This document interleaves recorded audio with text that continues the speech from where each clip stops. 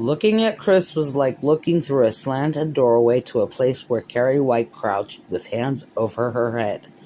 Predictably, she found her own hypocrisy inherent in the wave and the nod, incomprehensible and sickening. Why couldn't she just cut her dead? A dime root beer, she told Hubie. Hubie, a genuine draft root beer, and he served it in a huge frosted 1890s mug.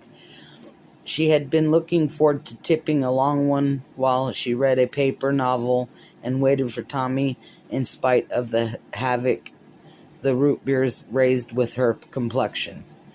She was hooked, but she wasn't surprised to find she'd lost her taste for this one.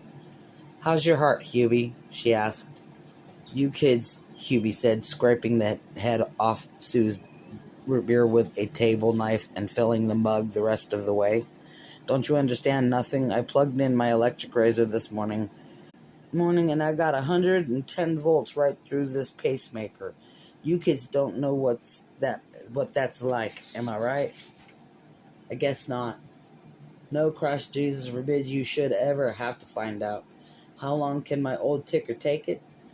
You kids'll all find out when I buy the farm and those urban renewal poops turn this place into a parking lot. That's a dime." She pushed her dime across the marble. 50 million volts right up the old tubes, Hubie said darkly, and stared down at the small bulge in his breast pocket. Sue went over and slid carefully into the vacant side of Chris's booth.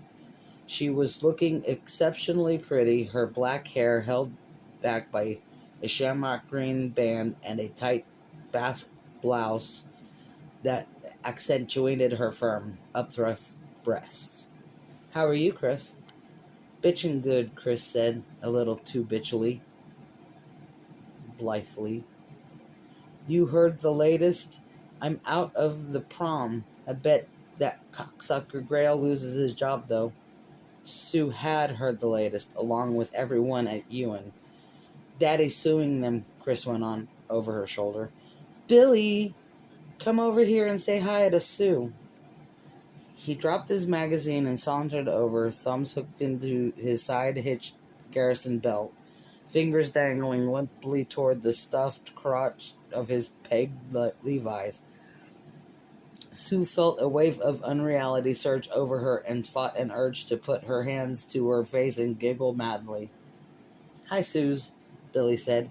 He slid in beside Chris and immediately began to massage her shoulders. His face